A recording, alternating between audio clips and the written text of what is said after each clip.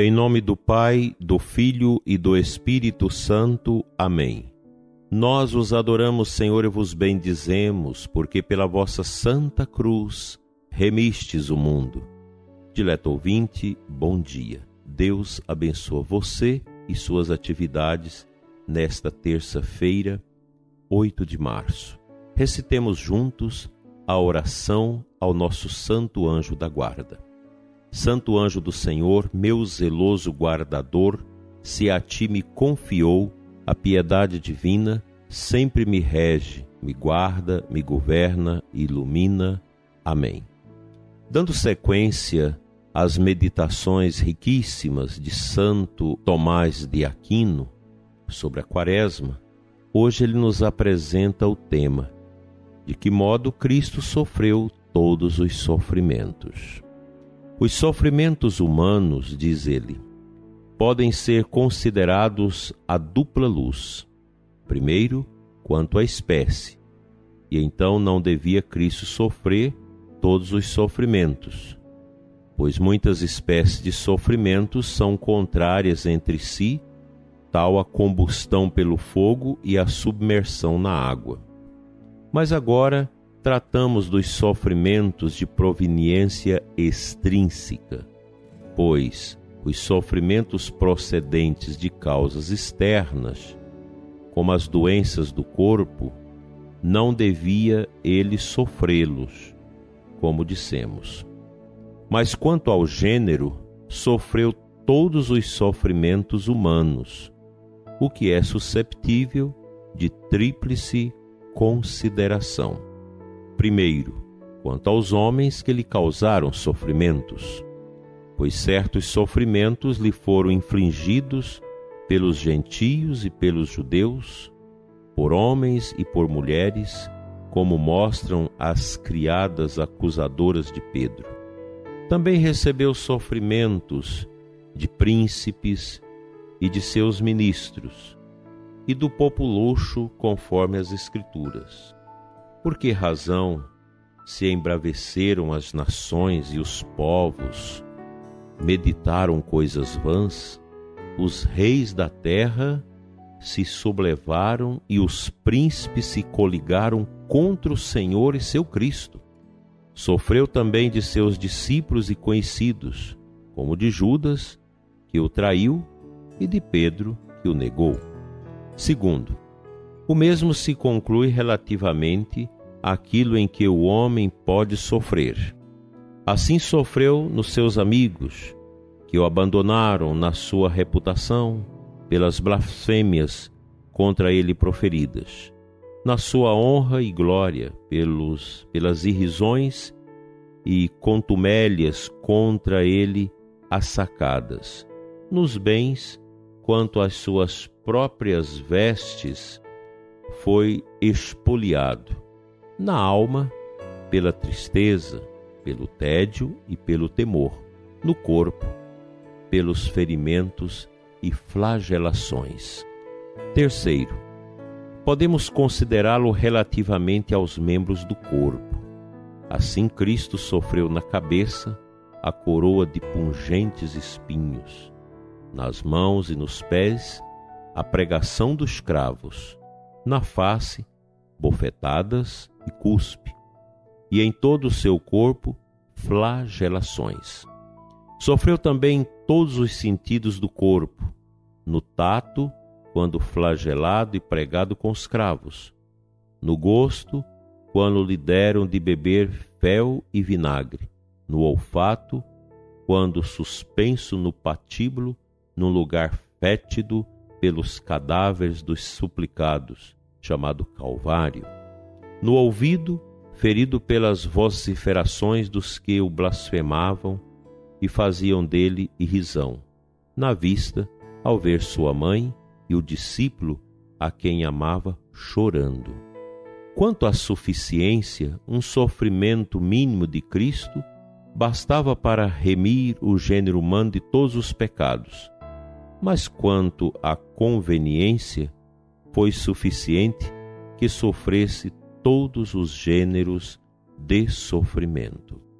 Prezado ouvinte, Quanta riqueza nesses detalhes quanto ao sofrimento de Nosso Senhor, estabelecidos aqui de maneira muito pedagógica e lógica por Santo Tomás de Aquino, um dos cérebros mais invejados da tradição católica, capaz de perscrutar o mais profundo das realidades.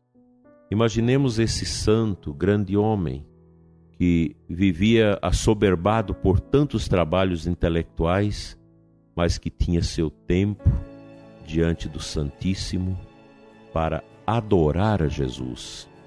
E foi nessas adorações e meditações que Santo Tomás de Aquino mergulhou no mais profundo da doçura do mistério de Nosso Senhor e dos seus sofrimentos. E nós podemos entender e compreender como que os sofrimentos de Jesus foram suficientes para que nós pudéssemos compreender o sentido da nossa vida, o sentido da entrega de Nosso Senhor por nós. Ele não precisava sofrer, mas o fez, o permitiu, para que nós pudéssemos compreender o sentido da nossa vida. A pergunta que eu te faço: há um sentido para a vida mais completo do que a mensagem do Cristo, seu sofrimento, suas tentações, sua entrega, sua morte, sua dor na cruz do Calvário? Há algum livro, algum filósofo capaz de preencher o profundo das inquietações humanas acerca do drama que nós vivemos, senão o mistério da entrega de Jesus? A cruz de Cristo, e nós falamos isso aqui sempre, e eu espero não cansar os seus ouvidos, mas a cruz de Jesus, ela é o nosso passaporte para o céu. É a nossa ponte que separa esse mundo cadavérico, obscuro, do mundo de luz, de paz eternas, preparado por Deus para todos nós. A cruz é uma espécie de ponte, de pinguela, sobre a qual nós passamos deste mundo para o mundo da nossa salvação. Essa é uma mensagem profunda, não muito fácil de entender, porque é preciso ter fé. E você me pergunta, mas por que tanta gente se perde? Tanta gente que já recebeu o anúncio de Cristo e se perde.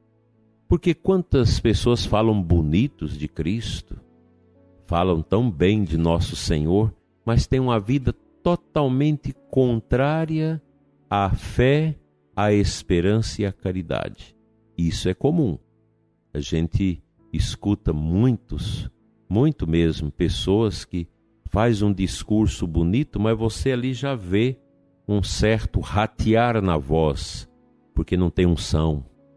Pois falar de Jesus, nós podemos falar como falamos de Platão, como falamos de Voltaire, de Nietzsche, de Karl Marx, de Spinoza, de Henrique do Céu, de qualquer outro pensador, nós podemos falar.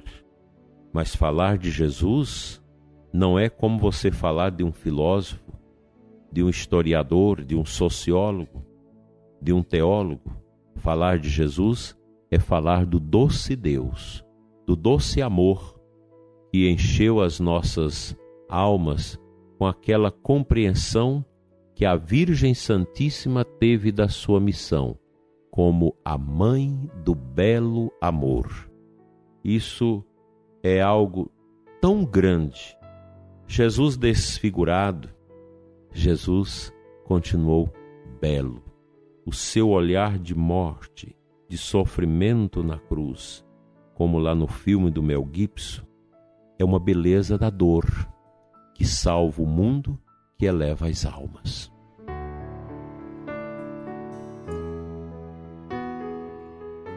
A antífona de entrada da Santa Missa de hoje, que está lá no Missal Romano, traz para nós os versículos 1º e 2º do Salmo 89. Vós fostes, Senhor, o refúgio para nós, de geração em geração, desde sempre e para sempre, vós sois Deus. É uma palavra extraordinária do salmista, e nós queremos, nesta manhã de terça-feira, contemplar o Cristo da dor, a paixão de nosso Senhor, sua tentação, seu sofrimento, seu amargor na paixão, como a casa do nosso refúgio. Somos chamados a nos refugiarmos no mistério da paixão e da dor de Cristo. Na solidão do seu Calvário, nós temos uma riqueza, uma fertilidade de esperança que só pela fé seremos capazes de compreender. E nesta manhã, dileto ouvinte, eu te convido a meditar sobre este versículo do Salmo. Vós fostes, Senhor, um refúgio para nós. O refúgio do cristão, que neste mundo peregrina entre as grandes dores e as pequenas alegrias, é exatamente essa tenda da paixão de nosso Senhor. Na dor de Cristo, nós entendemos o significado da nossa existência. Somente ali, na sua dor, no derramamento do seu sangue, na sua desfiguração humana, nós podemos ter o refúgio seguro do sentido da nossa vida. Pois todo sofrimento humano que é unido ao sofrimento de Cristo pela fé e pela mística, realiza não um estupor de angústia, mas de profunda alegria e certeza de que a morte não mata mais e de que nenhum problema neste mundo pode nos colocar por terra. Seja qual for a dor, a angústia, a tristeza, a depressão, a perda, seja qual for em nós, nos outros, nas nossas realidades, tudo isso perde a capacidade de nos fazer sofrer quando nós abraçamos o crucificado. Quando abraçamos Jesus desfigurado, sofrido e maltratado pelos nossos pecados. Nele nós encontramos a verdadeira vitória.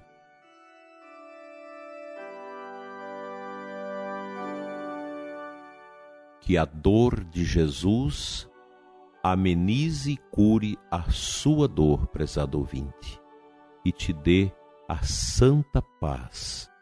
Que a paixão de Jesus seja a doce bondade de Deus que extraia do seu coração as amarguras, os azedumes, as tristezas e a desesperança. Confia, Ele te ama e te salvará sempre.